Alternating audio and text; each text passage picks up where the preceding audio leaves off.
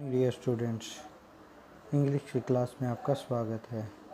Model के topic को आगे बढ़ाते हुए चलते हैं अपने नेक्स्ट मॉडल की तरफ, जो है मे। उसके बाद हम करेंगे माइट का प्रयोग। मे का प्रयोग हम टू टेक या टू गिव परमिशन के लिए करते हैं, यानी अनुमति लेने के लिए और देने के लिए। जैसे रिक्वेस्ट की जाती है इसमें, जैसे हम ज़्यादातर क्लास के अंदर क्या करते हैं, मे आई कम इन सर, और उसी तरह से उसी टोन में जब आंसर दिया जाता है यस यू मे कम, तो मे का प्रयोग है सबसे पहले टू टेक और टू गिव परमिशन के लिए, अनुमति लेने और देने के लिए। नेक्स्ट है मे का प्रयोग संभावना के लिए, पॉसिबिलिटी के लिए, यानी अनिश्चितता के लिए। हम क्या कहते हैं, इट मे रेन टुडे। इस सेंटेंस को याद कर लीजिए, इट मे रेन टुडे, यानी आज बरसात होने की संभावना है, बरसात हो सकती है।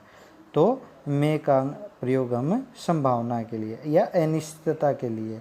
Your uncle might may be come today, your uncle may come today, यानी तुम्हारा अंकल आज आ सकता है।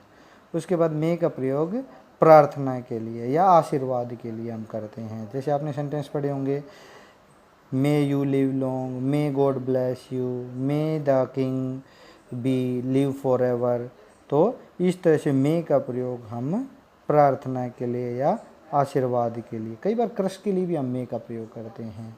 मे यू डाई, इस तरह से हम किसी को अभिशाप या उसको शाप देते हैं तो मे का प्रयोग करते हैं। तो अभी तक हमने मे का प्रयोग देखा कि टू टेक और टू गिव परमिशन, पॉसिबिलिटी के लिए, उसके बाद आशीर्वाद या प्रार्थना के लिए मे का प्रयोग करते हैं। उसके बाद आगे करते हैं नंबर 4 पे, मे का प्रयोग यदि प्रिंसिपल क्लाज, आपने क्लाज पढ़ा हुआ है, यदि प्रिंसिपल क्लाज प्रेजेंट टेंस में है तथा subordinate clause that, so that या इन ऑर्डर दैट से शुरू होती है, तो इसके और इससे शुरू होती है तथा इससे किसी उद्देश्य का बोध हो तो सुबॉर्डिनेट क्लाज में हम मे का प्रयोग करेंगे। समझे, यदि प्रिंसिपल क्लाज प्रेजेंट टेंस में है और सुबॉर्डिनेट जो क्लाज अपनी है वो दैट, सो दैट या इन ऑर्डर दैट से आरंभ होती है तथा इससे किसी उद्देश्य का बोध होता है, तो सुबॉर्डिनेट क्लाज में मे का प्रयोग करते हैं। जैसे किसी उद्देश्य का, कैसे, आई वर्क हार्ड, मैं मेहनत करता हूँ, दैट या सो दैट या इन ऑर्डर दैट, ताकि किसी उद्देश्य से मेहनत कर रहा हूँ। आई में सक्सीड, कि मैं सफल हो सकूँ, यानी किसी उद्देश्य का बोध है कि भाई सफल होने के लिए मेहनत कर रहा है, इसका उद्देश्य क्या है, सफल होना। कई बार जैसे मतलब ये लेस इंपॉर्टेंट है, सरप्राइज के लिए हम या अनसर्टिनिटी के लिए हम, आश्चर्य के लिए हम मे का प्रयोग करते हैं। जैसे how old she may be, यानी कितनी मतलब बूढ़ी है वो औरत, यानी सरप्राइज दिखाया घनी बूढ़ी है वो औरत, बहुत ज़्यादा बूढ़ी है, इसलिए हम मे का प्रयोग करते हैं। अब आगे बढ़ते हैं और माइट का प्रयोग करते हैं। सबसे पहला प्रयोग क्या है, इनडायरेक्ट स्पीच में मे के पास्ट के रूप में।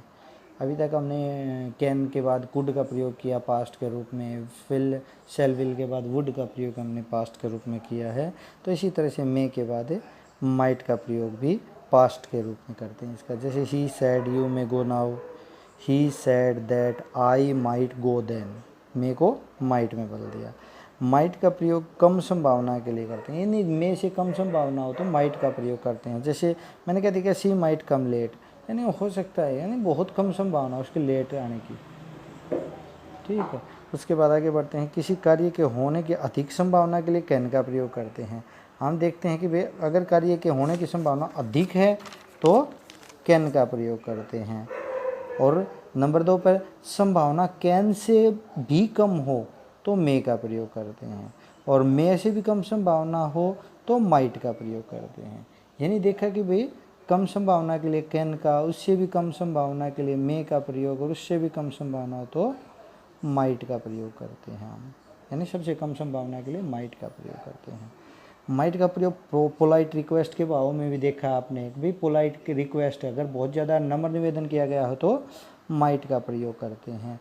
लेकिन थोड़ा सा ध्यान देने वाली बात क्या है, पोलाइट रिक्वेस्ट या परमिशन के लिए हमने कैन का किया, कुड का किया, मे का किया और फिर माइट का किया तथा वुड का भी प्रयोग किया हमने।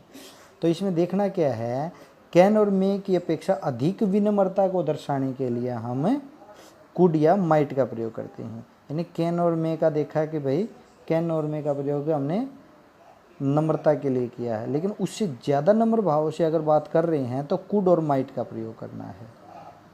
ठीक है, यानी ज़्यादा नम्र भाव के लिए कुड का प्रयोग, could you please give me pen, यानी बहुत ज़्यादा नम्रता के साथ कहा गया है। ठीक है, कैन से ज़्यादा अगर संभावना पोलाइटनेस के भाव को दर्शाने के लिए हमें मे का प्रयोग करते हैं। ठीक है, ये हमारे मे और माइट के प्रयोग थे, तो इनको प्लीज़ नोट कर लेना।